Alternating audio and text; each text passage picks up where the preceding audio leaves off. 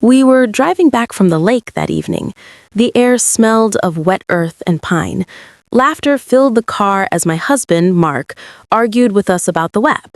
He had taken a wrong turn earlier, and we had been teasing him for it ever since. It was harmless fun, or so we thought. The road stretched endlessly, a ribbon of cracked asphalt cutting through the forest.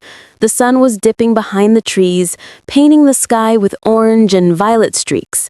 When Mark stopped to check the tires, my sister Jenna whispered an idea. "Let's drive off a bit. Leave him behind for a few minutes, just to mess with him."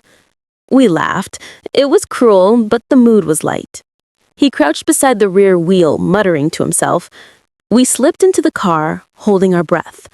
I pressed the gas. Gravel crunched under the tires as we rolled away, slowly at first, then faster. Through the rearview mirror, I saw him stand up, waving his arms and shouting. His voice faded behind us. We parked a little further down the road and waited, still laughing. The forest around us was growing darker, the sounds of birds replaced by the drone of insects. Minutes passed. 10, 15. Jenna's laughter died first. She leaned out the window. She should have caught up by now. I felt a knot form in my stomach. We turned the car around. The headlights sliced through the dusk, revealing trees that looked taller and denser now. The spot where we had left him was empty. No mark. No footprints. Only the sound of wind rustling through the leaves. We called his name until our voices were raw. The echo came back thin and hollow. My hands shook as I dialed his number, but there was no signal. Jenna whispered that maybe he walked down another path. We drove up and down that lonely road for hours, calling, searching, headlights sweeping the woods like desperate eyes, but he was gone. When we finally reached the main highway, we called the police. They searched through the night. Dogs, flashlights, radios crackling with static. But there was no sign of him. They said wild animals sometimes came close to the road after dark. I could barely breathe when they told me that. 3 days passed. His car keys were found near the lake. His wallet, too, soaked and covered in mud. The officer told me gently that sometimes people panic when lost and run deeper into the woods. I refused to believe it. Mark was smart. He would have found his way back. Then, on the 5th night, I heard the sound. A faint knock on the front door. Slow, rhythmic. It was past midnight. Jenna and I froze. When I opened the door, the porch light flickered once. Mark was standing there.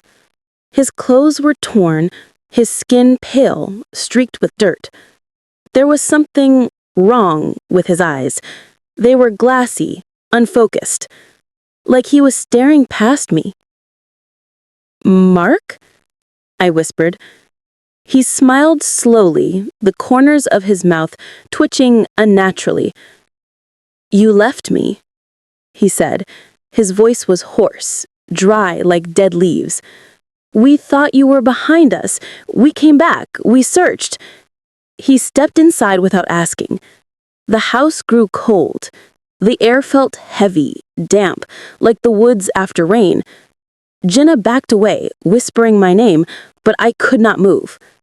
He looked around the living room, his fingers tracing the photos on the wall. Then he turned to me and whispered, "You should not have come back for me." A smell filled the room, earthy, wet, like rotting bark. His hand brushed mine, cold as stone. Behind him, muddy footprints stretched across the floor, leading from the door, and stopping just before the window. When I looked again, he was gone. We called the police again, but there were no signs of him, entering or leaving. No prints outside, no marks in the mud. Only the trail inside, ending abruptly in our living room.